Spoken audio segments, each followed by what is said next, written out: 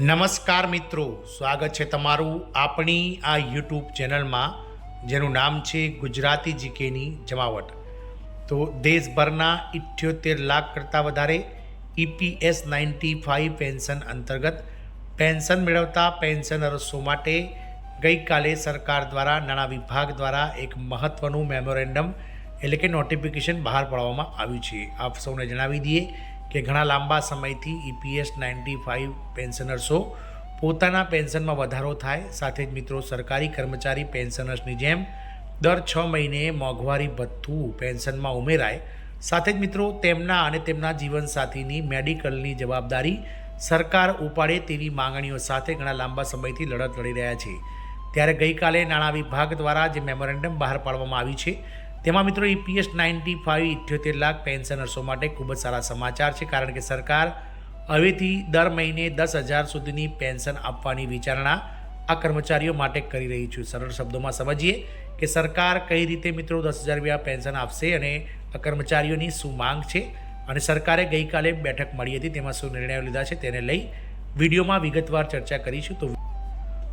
તો વિડીયોના અંત સુધી આપ બન્યા રહો, અને જો આપ અમારી ચેનલમાં પહેલીવાર વિડીયો જોતા હોય, નવા સબસ્ક્રાઈબર હોય, તો મિત્રો તમે અમારી ચેનલને લાઇક, શેર અને સબસ્ક્રાઈબ કરી લો, જેથી કરીને ચેનલ પર મૂકવામાં આવતા આવા EPS 95 પેન્શનર્સ સરકારી પરિપત્રો વગેરે અમારા ચેનલના પ્લેટફોર્મ પરથી તમને સરળતાથી ઉપલબ્ધ થઈ જાય।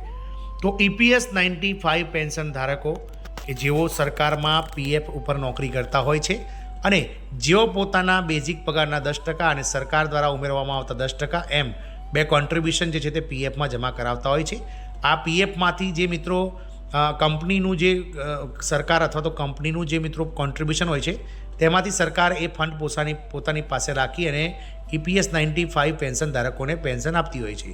આપ સૌને જણાવી દઈએ કે EPS 95 પેન્શન ધારકોને જે હાલમાં રિટાયર્ડ થતા જે કર્મચારીઓ છે કે જેઓ 25-30 વર્ષની 35 વર્ષની નોકરી કરીને રિટાયર થાય છે તેમને 4,500 થી 5,000ની આસપાસનું પેન્શન મળતું હોય છે, કારણ કે આ પેન્શનનું જે ગણતરી છે તે બેઝિક પગાર ઉપર કરવામાં આવે છે। હાલમાં જે પેન્શનની ગણતરી છે તે 15,000 રૂપિયા બેઝિક પગાર ઉપર કરવામાં આવે છે, જ્યારે વર્ષ 2014 પહેલાંના જેટલા વર્ષો તમે નોકરી કર્યા હોય તે 6,500 લેખે બેઝિક પ્રમાણે કરવામાં આવતા હોય છે। તેની પણ એક ગણતરી છે, તેનો એક આપણે વિડીયો બનાવીશું કે હવે આવતા વર્ષે એટલે કે 2026-27માં રિટાયર થનાર કર્મચારીને EPS 95નું પેન્શન કેટલું મળશે। પરંતુ હાલમાં 78 લાખ જેટલા EPS 95 પેન્શન ધારકો આનંદો, કારણ કે સરકાર દ્વારા EPS 95 પેન્શનર્સમાં સુધારો કરવાને લઈ અને ગઈકાલે મળેલી બેઠકમાં મંજૂરી આપવામાં આવી છે। હવે દર મહિને 10,000 સુધીનું પેન્શન મળી શકે છે।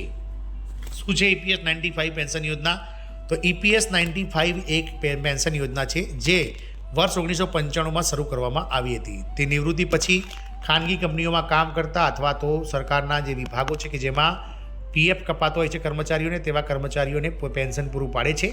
આમાં તમારા પગારનો એક ભાગ એટલે કે 8.33% તમારા પેન્શન નોકરીદાતાના અને બાકીનો જે ભાગ છે 3.67% તે સરકાર દ્વારા પેન્શન ફંડમાં આપવામાં આવે છે 1.16%। પહેલાં લઘુત્તમ પેન્શન 1,000 હતું, જે હવે ખૂબ ઓછું લાગે છે, તેથી સરકાર તેમાં વધારો કરવા જઈ રહી છે। પેન્શન કેમ વધી રહ્યું છે? તો ઘણા લાંબા સમયથી અને વર્ષોથી પેન્શનરો અને યુનિયનો પેન્શન વધારીને 7,500 એટલે કે 7,500 રૂપિયા અથવા તો 9,000 કરવાની માંગ કરી રહ્યા છે। જાન્યુઆરી 2025માં EPS 95 સમિતિએ નાણામંત્રીને શ્રી નિર્મલા સીતારામનને મળ્યા અને પેન્શન વધારવાનો મુદ્દો રજૂ કર્યો હતો। હવે સરકાર 10,000 સુધી પેન્શન આપવાનું વિચારી રહી છે। એક સંસદીય સમિતિએ શ્રમ મંત્રાલયને પણ ટૂંક સમયમાં નિર્ણય લેવા માટે કહ્યું છે। કોણ લાભ લઈ શકશે? આ પેન્શનનો લાભ ફક્ત તે જ લોકો મેળવી શકે છે જેમણે ઓછામાં ઓછા 10 વર્ષથી વધારે સમય કરતાં EPFમાં પૈસા જમા કરાવ્યા છે અને તેમની ઉંમર 58 વર્ષ થઈ ચૂકી છે। પેન્શનની સાથે તમને મોંઘવારી ભથ્થું પણ મળશે, જે દર વર્ષે જાન્યુઆરી અને જુલાઈમાં વધતી કિંમતો અનુસાર અપડેટ કરવામાં આવશે। આનાથી સમય જતાં પેન્શનની રકમમાં વધારો થતો જશે। લાયકાતની વાત કરીએ વર્ણનની, તો નોકરીનો સમય ઓછામાં ઓછો 10 વર્ષ, મહત્તમ ઉંમર જે છે રિટાયરમેન્ટ તે 58 વર્ષ બાદ આ પેન્શન મેળવવા તમે પાત્ર થશો। ન્યૂનતમ પેન્શન 10,000 રૂપિયા પ્રસ્તાવિત, મોંઘવારી ભથ્થું દર વર્ષે 2 વાર અપડેટ કરવામાં આવશે। તમને લાભ કેવી રીતે મળે છે? તો જો તમે પહેલાંથી જ EPS 95 પેન્શન મેળવી રહ્યા છો તો તમારે નવું ફોર્મ ભરવાની જરૂર નથી। નવી પેન્શન રકમ આપમેળે તમારા ખાતામાં આવી જશે। પરંતુ જો તમે વધુ પેન્શન માટે અરજી કરી છે તો તમારો EPFOમાં કેટલા વધારાના પૈસા જમા કરાવવા પડી શકે છે। હાલમાં 1.92 લાખ લોકોના ફોર્મની ચકાસણી કરવામાં આવી રહી છે અને 74,000 811 લોકોને વધારાના પૈસા જમા કરાવવાની સરકાર દ્વારા તૈયારીઓ હાથ ધરવામાં આવી છે. પેન્શનરો માટે નવી આશા જન્મી છે.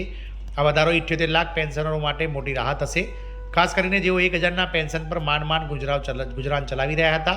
કેટલાક અહેવાલો રૂપિયા 7,500 અથવા 9,000ની આસપાસના વાત કરી રહ્યા હતા, પરંતુ 10,000ના સમાચારે બધાને ખુશ કરી દીધા છે. સરકારનું કહેવું છે કે આનાથી નિવૃત્ત લોકોનું જીવન સુધરશે અને તેઓ આત્મનિર્ભર ભારતનો ભાગ બનશે. આમ EPS 95 પેન્શન ધારકો કે જેઓની સંખ્યા પણ દેશમાં 78 લાખ કરતાં વધારે છે, તેમના પેન્શનમાં સરકાર દ્વારા 10,000 રૂપિયા મિનિમમ પેન્શન કરી અને તેમને લાભ આપવાની હાલમાં નાણાં વિભાગ અને શ્રમ વિભાગ દ્વારા જે છે તે તૈયારીઓ હાથ ધરવામાં આવી છે. જોવાનું એ રહેશે કે સરકાર આ 78 લાખ કર્મચારીઓના ઘરમાં અજવાળું પાથરતી અને 10,000 રૂપિયા પેન્શન કરશે તો ચોક્કસથી આ કર્મચારીઓ અને કર્મચારીઓના પરિવારની જે છે તે મિત્રો દુઆઓ સરકાર સાથે મળશે. જય હિન્દ, અસ્તુ.